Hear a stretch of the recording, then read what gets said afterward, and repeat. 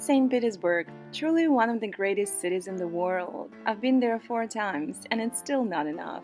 Конечно, здесь красиво, здорово. How can it be? It's a city of numerous canals and rivers, magnificent architectural ensembles, unique museums and palaces.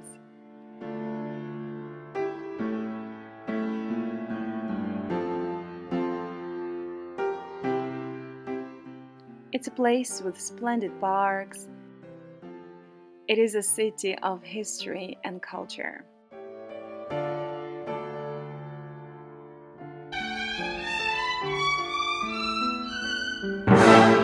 And it's a city of remarkable hallways, or парадные. В таком месте еще и веганское кафе. Saint Petersburg is incredible both during the day and at night. This trip was a healing one during a very difficult time for me. And so in this video I just wanted to take you through the places I went to, with occasional throwbacks to the previous trips to Saint Petersburg.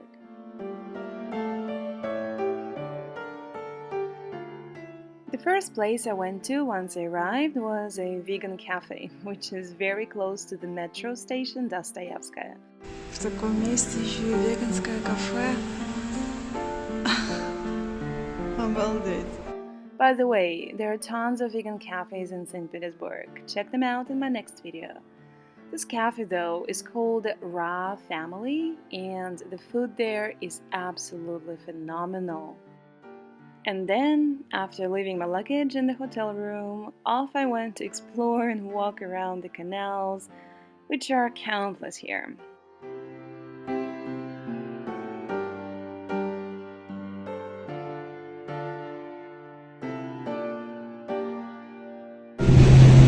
Вот я гуляю по Петербургу. Конечно, здесь красиво, здорово. Мне всегда здесь нравилось за счет того, что здесь водоканалы, река, красивая архитектура. И, конечно же, много веганских заведений сейчас.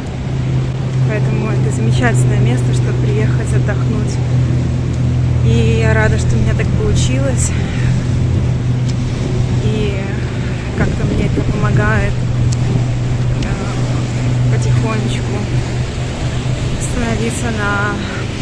продолжать жить дальше. Дальше, когда уже папы со мной в физическом плане нет. This time when I was visiting, I didn't have any specific attractions in mind. I just walked and walked and walked, enjoyed the beauty of the city. But of course, being in St. Petersburg, you are bound to spot unique places almost around every corner.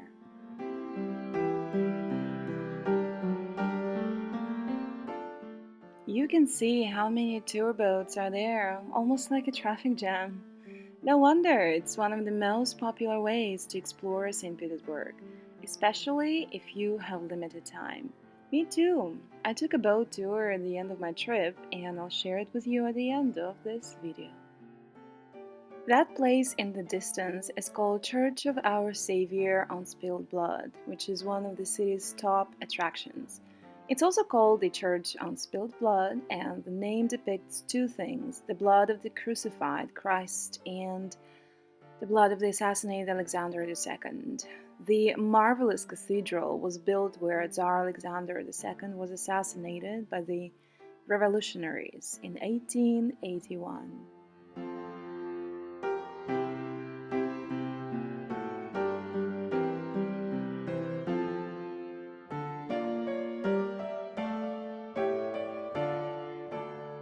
This river is called Fontanka, and here, take a look at this mini sculpture called Чижик-Пыжик. It's an 11-centimeter statue of a siskin which was installed in 1994 on the site of the former Imperial Legal Academy. The academy's students wore green and yellow uniforms that apparently made them look like siskins. There is also a Russian satirical folk song which runs as follows: Чижик-Пыжик, где ты был? На фонтанке водку пил. Told you there is always something interesting in this city. This place is very near the summer garden. Let's see what it's like. The Summer Garden is a historic public garden that occupies an island between the Neva, Fontanka, Moika, and the Swan Canal, downtown St. Petersburg, and shares its name with the adjacent Summer Palace of Peter the Great. The Summer Garden is a pearl in the garden necklace of Petersburg. Peter the Great really liked this garden. It was laid out in 1704. Time has changed the garden a lot. However, its original planning still remains. Peter the Great wanted this garden of his residence to be as beautiful as the famous gardens of European monarchs. To decorate the summer garden, he commissioned marble busts and statues from Italy. This purchase laid the fountain of the collection of sculpture of European level.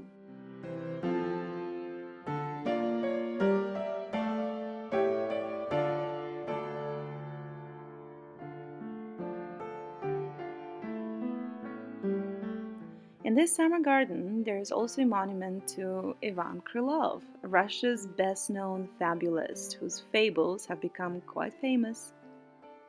Speaking of monuments, there are tons of them around the city, especially to the famous Russian writers and poets such as Yesenin, Dostoevsky, Pushkin, but the main one would be the monument of Peter the Great called the Bronze Horseman.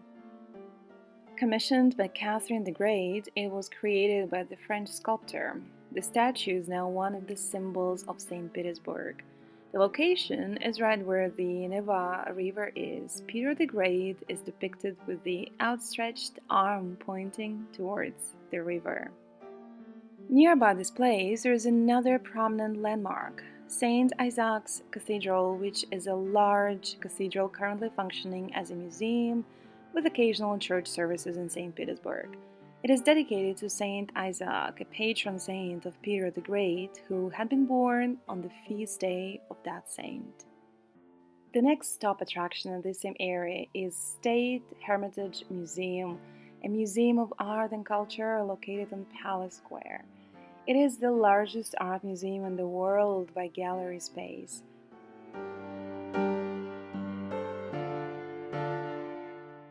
So, did I get to visit the museum itself?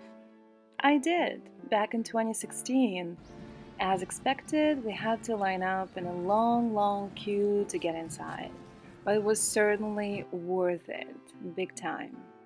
This amazing hall and staircase are now the first chamber you visit upon entering the Hermitage Museum and is the principal staircase of the Winter Palace building. The museum was founded in 1764 when Empress Catherine the Great acquired an impressive collection of paintings. The Hermitage holdings include nearly 3 million items dating from the Stone Age to the present. Among them is one of the world's richest collections of Western European paintings since the Middle Ages, including many masterpieces by Renaissance, Italian, and Baroque, Dutch, Flemish, and French painters. As you walk around, you will be amazed at how many incredible rooms there are, which are absolutely worth visiting.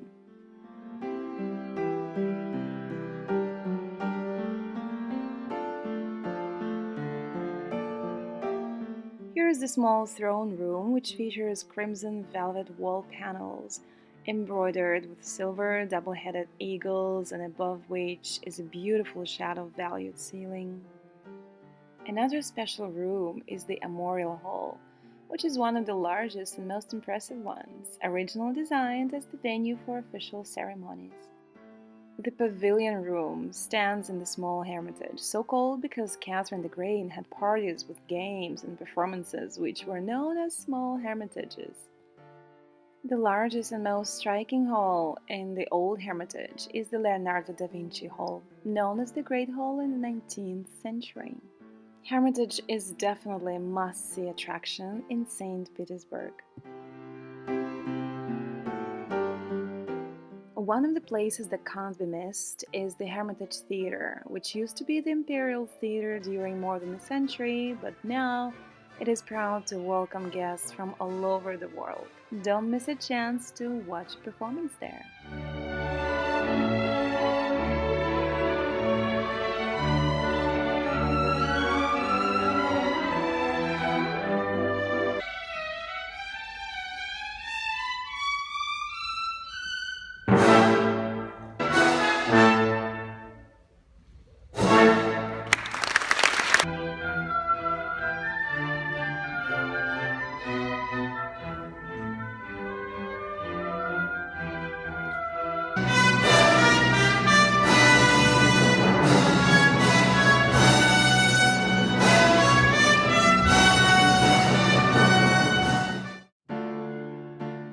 same year of 2016, I got a chance to visit the Catherine Palace. Catherine Palace is a palace in Tsarskoye Selo, 30 kilometers south of Saint Petersburg. It was the summer residence of the Russian Tsars.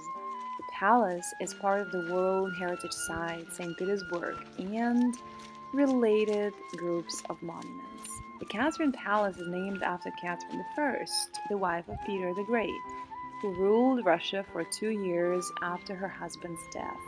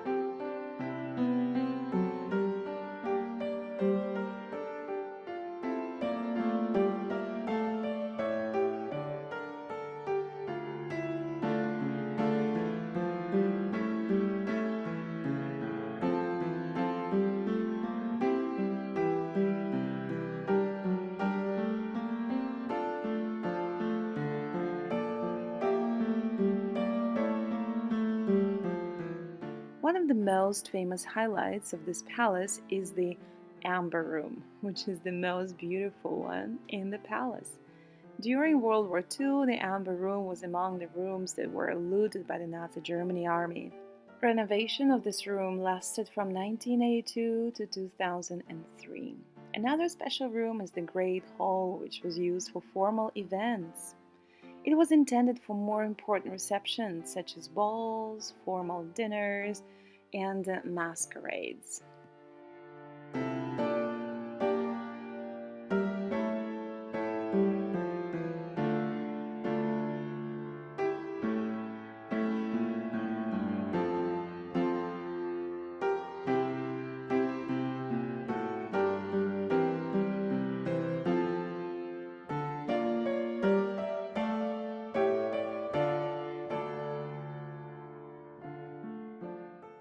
To the south of the Catherine Palace, there is a large landscaped area called Catherine Park. It's a really nice area to walk around.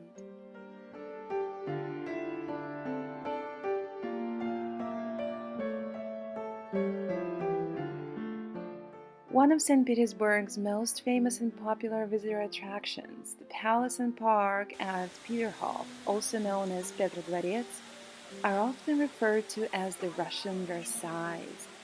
The history of Peterhof begins back in 1705, when traveling chambers were built for Peter the Great on the southern shore of the Gulf of Finland.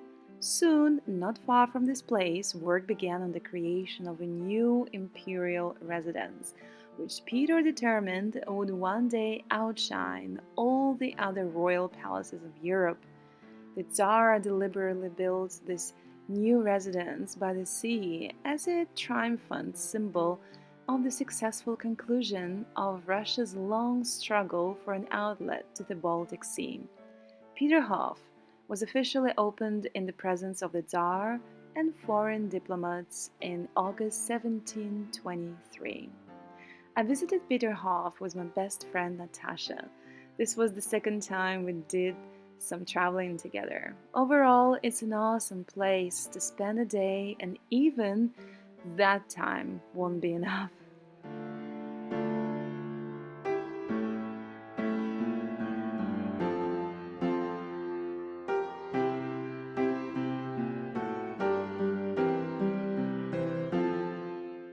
Speaking of Peter the Great, another remarkable place in St. Petersburg is Peter and Paul Fortress, which is the original citadel of Saint Petersburg, founded by Peter the Great in 1703. Between the first half of 1700s and early 1920s, it served as a prison for political criminals. It has been a museum since 1924. Today, it has been adapted as the central and most important part of the State Museum of St. Petersburg history.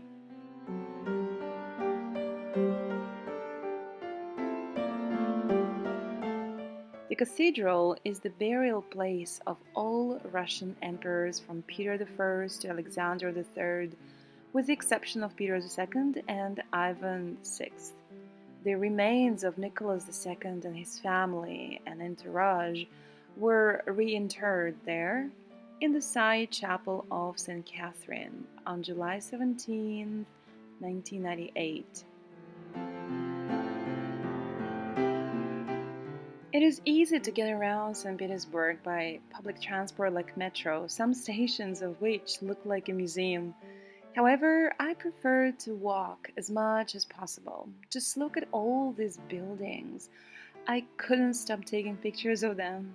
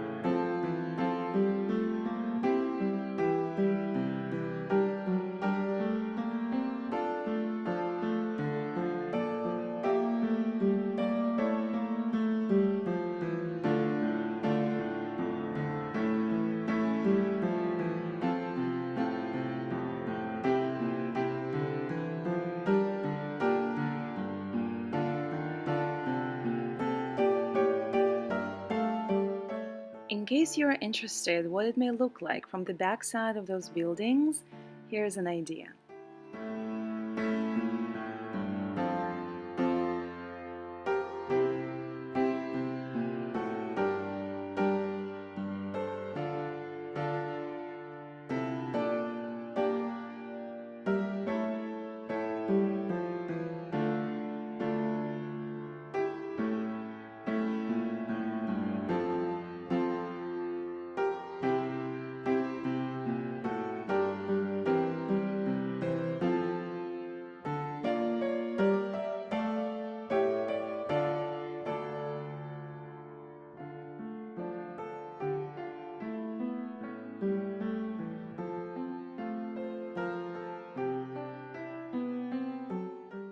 I eventually came out to Nevsky Avenue or Nevsky Prospect, which is the main street in Saint Petersburg.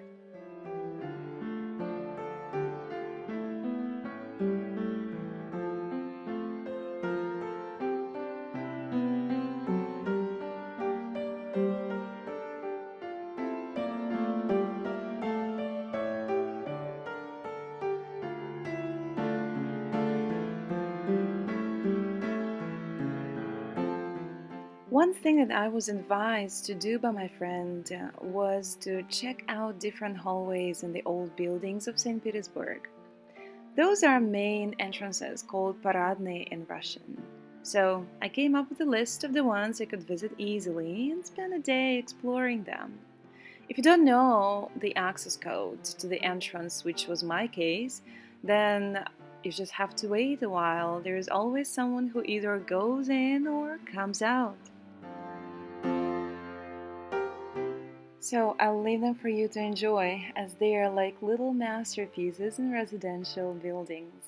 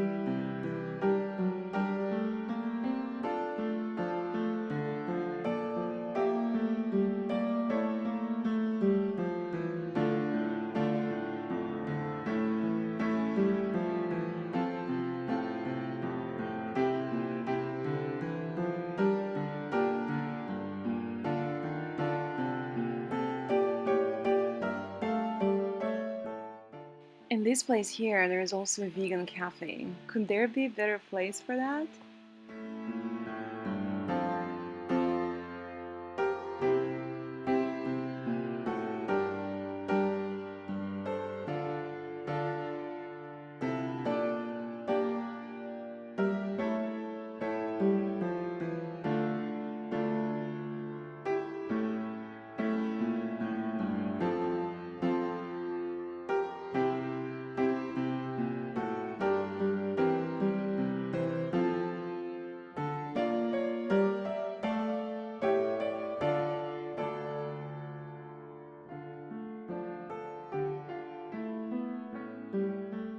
Of course, St. Petersburg, being a city of culture, can't be without different museums. In addition to the ones we've visited before, such as Hermitage, Catherine Palace, Peterhof, there are plenty more to see.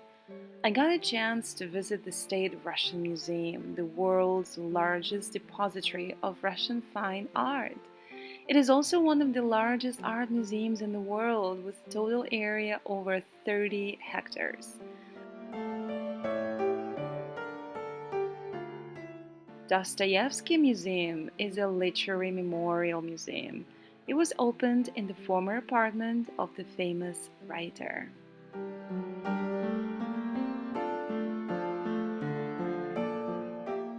And I also visited the Russian Museum of Military Medicine. As my dad was a military doctor, I especially wanted to see this place.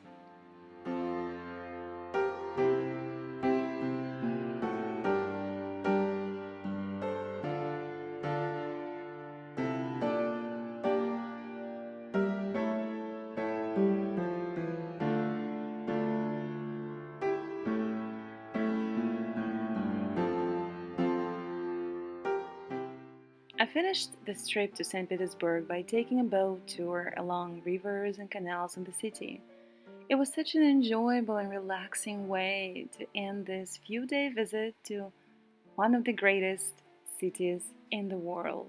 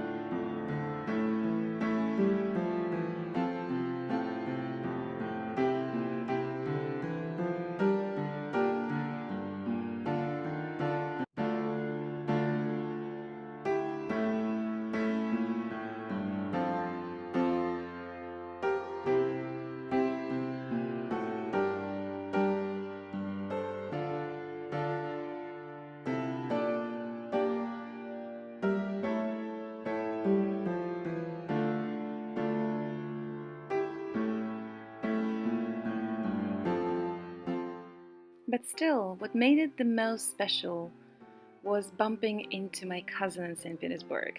Each of us thought we were in totally different cities at the time, but here we were. Товарищи, угадайте, кого я встретил в Санкт-Петербурге? Кто бы это мог быть? Да это же моя сестра, как она здесь оказалась. Да, Неожиданный поворот.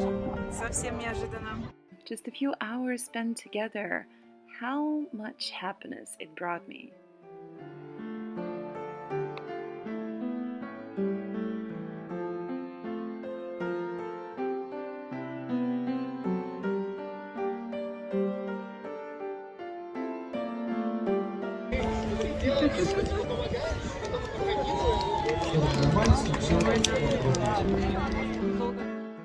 I took a train back to Minsk, the capital of Belarus, but this visit to St. Petersburg will stay in my memory forever, as I did my best to make the moments count.